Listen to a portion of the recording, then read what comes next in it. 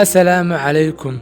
Caanaha riyaha waa caano ay ku badan yihiin nafaqooyinka loo yaqaan afka qalaad borotiin marka lala barbar dhigo caanaha naaska hooyada iyo kuwa la macbileeyay ee loo yaqaan formula milkiga. Marka ay nafaqo badani soo gasho jidhka, waxa uu samaynayaa kaadi badan si uu bannaanka uga saaro nafaqadaasi jidhka kuwa uusan u baahnayn. Taasina waxa ay keenaysaa in cunugaagu uu noqdo mid fuuq-baxa ama biyaha jidhkiisa ay ka dhammaadaan, taas oo ugu dambayn keenaysa in ilmahaaga yar isbitaal la jiifiyo oo caafimaadkiisu ay waxyeello soo gaarto.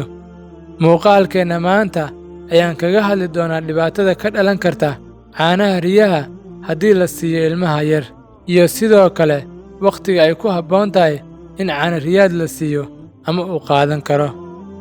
Balse muuqaalka ka hor ha iloobin daawade inaad nagu soo biirto oo sabskraib dhahdo channelka si fariimaha wanaagsan ee aan soo gudbinno kuu soo gaaraan. Haddii muuqaalka aad ka heshidna, like saar aan u galno muuqaalka.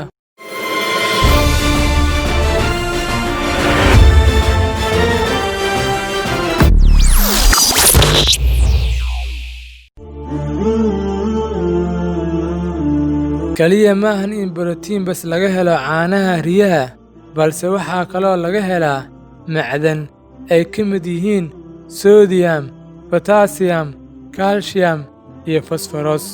Macdantan oo jidhka dhallaanka ku bata ayaa keenaysa in aashitada ama gaaska ama aysidka waxa loo yaqaan afka qalaad uu bato, kadibna murqaha cunugga ay noqdaan kuwo taagan ama adag. Caanaha riyaha waxaa ku yar birta iyo fitamiin D-ga marka loo fiiriyo baahida uu u baahan yahay dhallaanka yar. Nafaqooyinkan kale ah birta iyo fitamiin D-ga waxay shaqadoodu tahay inay soo saaraan unugyada dhiigga cascas, kuwaas oo la'aantood uu cunugaagu noqonayo mid daalan, dhibaatana ka qaba wadnaha iyo neef-mareenka. Sidoo kale waxa uu yeelan karaa qalal iyo dhiig iska yimaada. Waxaa kaloo muhiim ah in yaraanta unugyada dhiigga cascas ay keenayso in maskaxda dhallaanka wax soo gaaraan oo ay yaraato IQ-diisa ama caqliyaddiisa waxa loo yaqaan. Sidaa daraaddeed, caanaha ariga uma wanaagsana ilmaha ilaa ay ka gaarayaan 3 sano, balse waad siin kartaa markuu gaaro 1 sano adigoo si taxaddar leh u fiirinaysid nafaqooyinka kale ee aad la siinaysid caanahaas. Intaan u gudbin qaybaha dambe ee muuqaalka, haddii ay jirto su'aal la xiriirta nafaqooyinka cunugaaga, waxaan kugu dhiirigelinayaa inaad commentiska iigu reebto.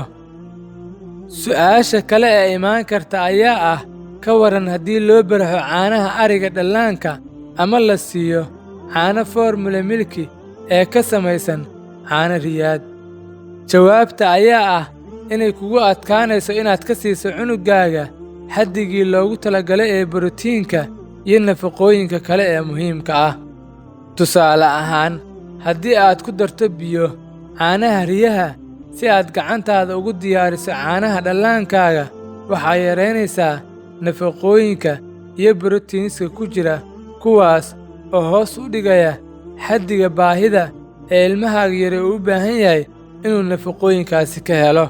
Balse haddii aad hesho caano formula milki ee ka samaysan caano riyaad, fadlan kala tasho dhakhtarka kuugu dhow si uu kuugu qiyaaso sida aad u siin lahayd dhallaankaaga. Su'aasha kale ee imaan karta ayaa ah, ka waran haddii dhallaankaaga uu xasaasiyad ku qabo caano walba? Xasaasiyaddu waa xaalad daran oo dhab ahaan jirta una baahan in laga taxaddaro. Haddii ilmaha yar ay xasaasiyad ku qabaan caanaha riyaha, sidaas si la mid ah caanaha lo'dana waa ku qabaan, oo waxba isma doorshaan, waa isku mid. Sidaa daraaddeed, u tag dhakhtarka carruurta si uu talo iyo baarid kaaga siiyo xaaladdaas, si cunugaagu uu caafimaad u qabo insha Allah. Muuqaalkeenna maanta intaas ayuu ku egyahay daawade. Haddii aad ka heshay, like saar, sabskraibna dheh si aad noogu soo biirto.